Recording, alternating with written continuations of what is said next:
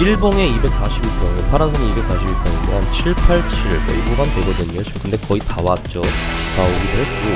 근데 요 하락에 대한 반등이 정말 중요한데, 반등이 어디까지 나올까가 사실 제일 중요하거든요. 여기서 만약에 반등이 나온다고 하더라도 저항만 같이 빠질 수도 있어요.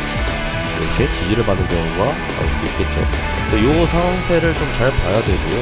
일단 1차적으로 반등이 나오는지, 그리고 두 번째는 여기 저항 매물대 박스까지 도달을 하는지, 세 번째는 여기서 다시 맞고 떨어지는지를 볼 건데,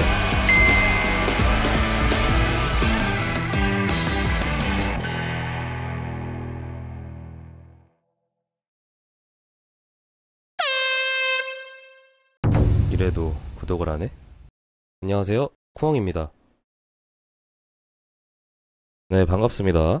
자, 오늘 영상은 비트코인이 요즘에 무빙이 날이 갈수록 미쳐가는 상황이죠. 그래서 이 무빙에 대해서 어떻게 대처를 하고 또 저는 어떻게 보는지, 그리고 제 차트 분석을 하면서 사용하는 차트 분석 기법이 있을 거 아니에요. 그 부분에 대한 일부 꿀통을 방출할 예정입니다. 그래서 오늘 영상을 이렇게 4가지로 다룰 생각인데, 첫 번째는 저의 8년치 노하우인 차트 분석에 대한 일부 꿀통 방출을 할 예정이에요.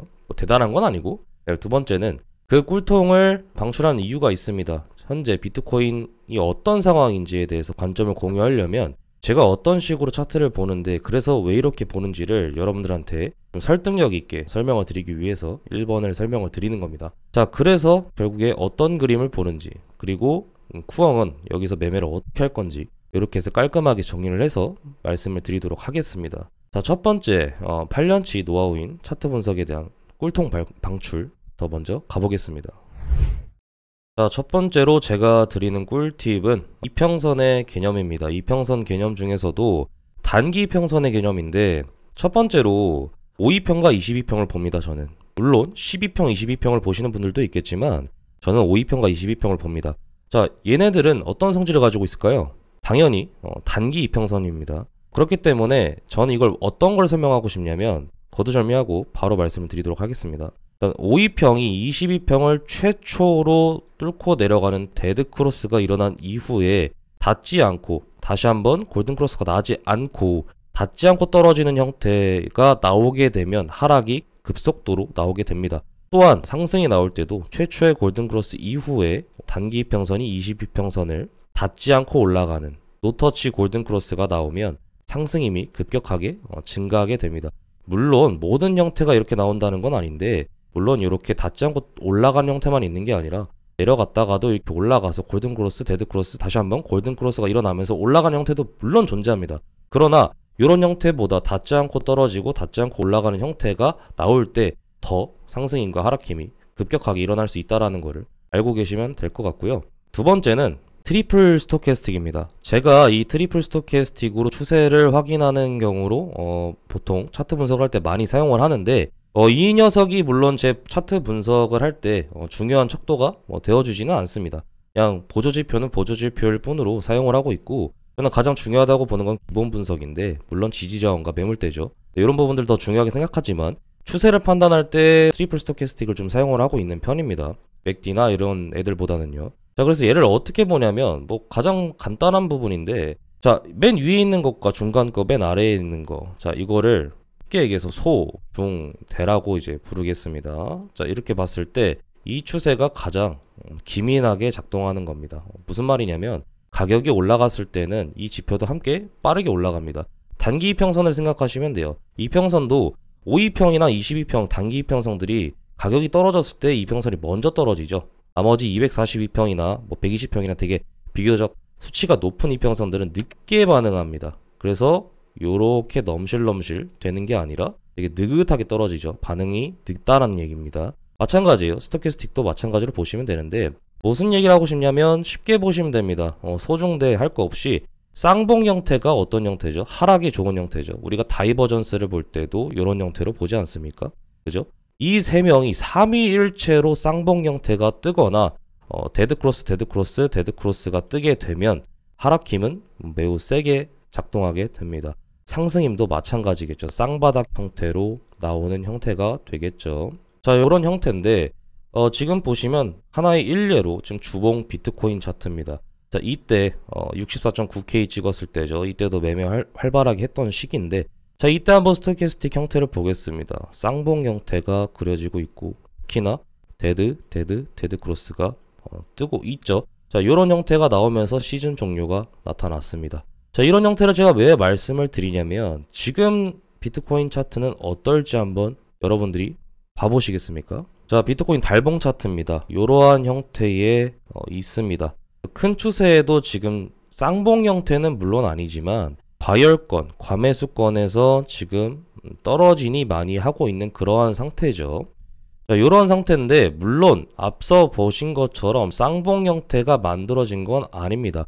쌍봉 중에 외봉만 나타났을 뿐이죠. 자, 하지만 이런 형태라고 해서 물론 하락을 조심을 안 해도 되는 그런 상황은 아니겠죠. 그렇기 때문에 제가 여기서 이 스토캐스틱 뿐만 아니라 다른 부분들도 하방 주의가 보이기 때문에 제가 10만 8천 11만 불 여기 구간에서 하락을 굉장히 조심해야 된다라고 말씀을 드렸던 이유도 이런 부분도 일부분 속합니다. 다른 부분들도 있겠지만, 자, 그래서 그 지표가 이제 요만큼 하락을 줬을 때 앞자리 7도 봤죠?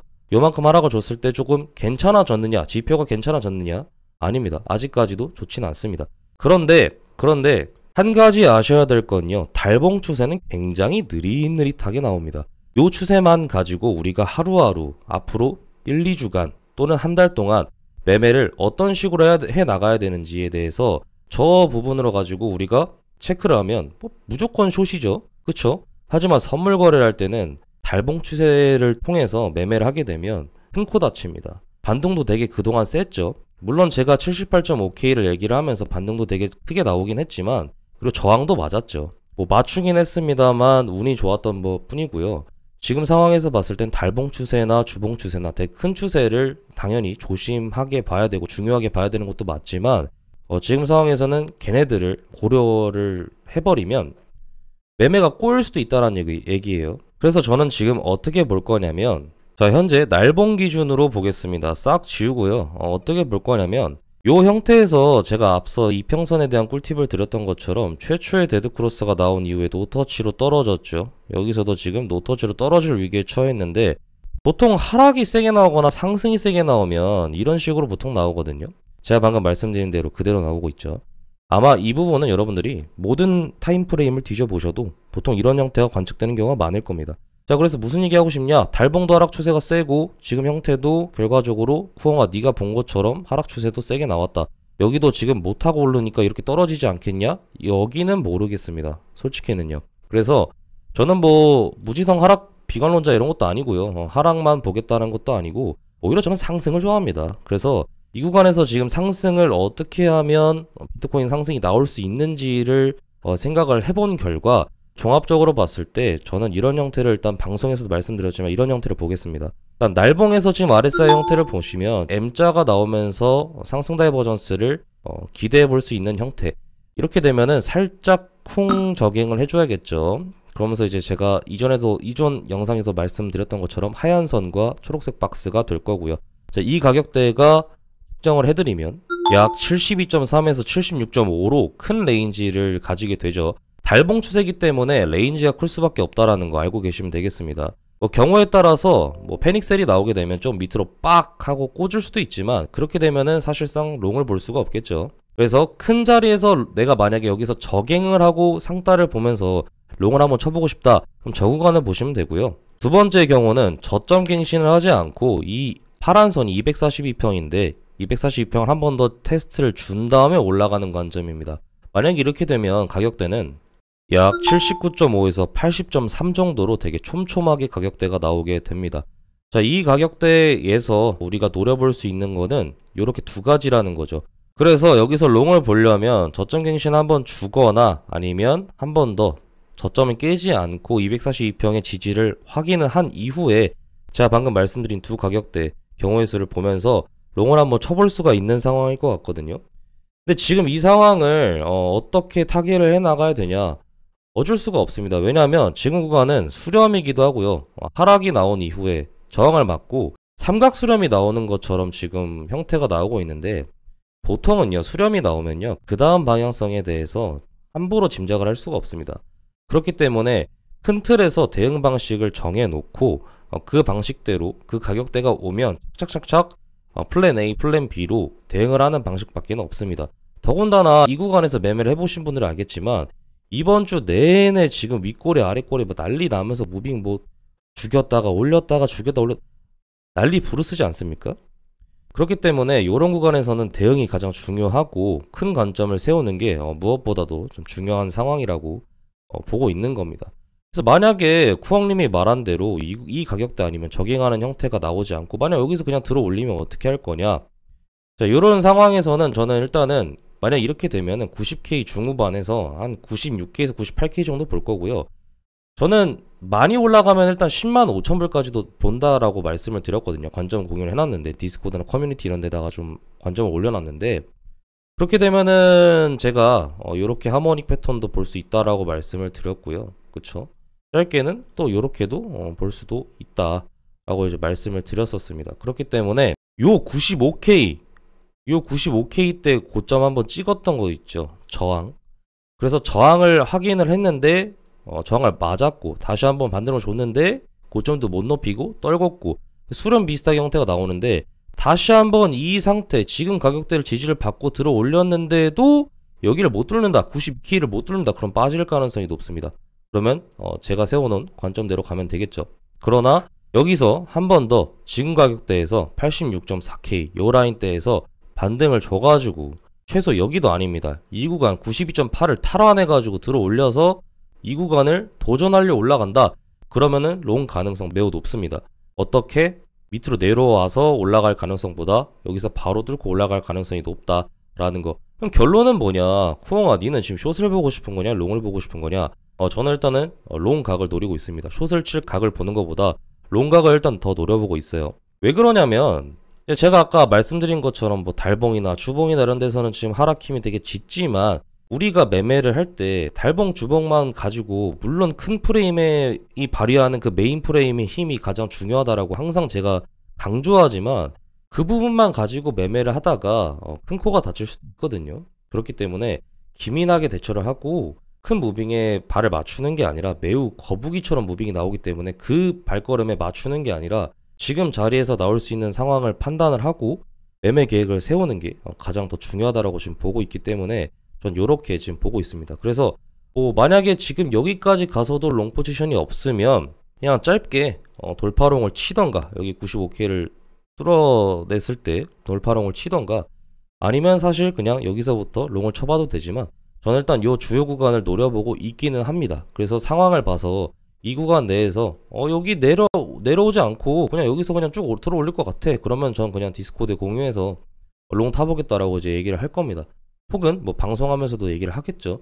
그렇게 한번 노려볼 수 있도록 하겠습니다. 물론 하락힘이 더 강력하고 더 유리한 상황이지만 이렇게도 한번 노려보는 롱 자리가 나왔을 때 한번 노려보는 방법 외에는 그냥 숏을 칠 생각은 없다라는 거. 그래서 일단은 이후에 그냥 정배대로 그냥 하락이 나오면서 그냥 상승장 마감 뭐 요런 하락빔이 나온다고 한들 그 전에 이 구간에서 롱 쳐볼 수 있는 구간들을 한번 쳐볼만 하잖아요. 그래서 이런 구간들을 제가 가격대로 잡아놔서 여러분들한테 공유를 한다라는 거 알고 계시면 되겠습니다. 그래서 이러한 차트 분석에 대한 제 노하우 일부를 꿀통을 방출을 해드렸고 그 꿀통을 기반으로 지금 비트코인 어떻게 봤는지 어떻게 보는지 그리고 어떤 그림을 보는지 그리고 매매는 또 어떻게 할 건지에 대해서 또 정리를 해드렸는데 여러분들이 이제 제가 지난 영상에서 뭐 숏을 본다라고 해서 되게 뭐 반감을 많이 산 것 같은데 저는 뭐 무지성 숏을 보고 싶어 했던 사람이 아닙니다. 저도 이제 오히려 롱을 좋아하면 더 좋아했지. 하지만 이제 차트를 보고 분석을 해서 매매를 하는 사람으로서 뭐 보이는 대로 판단을 하고 여러분들한테 공유를 했을 뿐 제가 뭐 무지성으로 떨어지길 바라는 뭐 기우제를 지내는 그런 사람들은 아니기 때문에 너무 미워하지 않으셨으면 좋겠고요. 이번에도 철저하게 분석을 해서 매우 어려운 구간이지만 잘 타게 해 나가 보도록 하겠습니다. 그리고 여담으로 제가 이제 쿠엉의 교육방 2기가 일요일이 신청 마감이 됩니다. 관심 있으신 분들은 디스코드 들어오셔가지고 문의해 주시면 되고요. 제가 왜 교육방을 운영하는지에 대해서 제 대의명분도 한번 확인하시면서 교육방 참여하시고 많이 레벨업 해 가셨으면 좋겠습니다. 감사합니다. 오늘 영상 여기까지입니다. 영상 좋았다면 좋아요 한번 눌러주시고 이 새끼 괜찮다 싶으면 구독도 한번 눌러주시고 구독 버튼 옆에 종 모양 버튼 누르시면 제가 영상을 올리자마자 관점을 보실 수 있기 때문에 이득입니다. 그리고 가장 중요한 거 고배 좀 쓰지마! 안녕.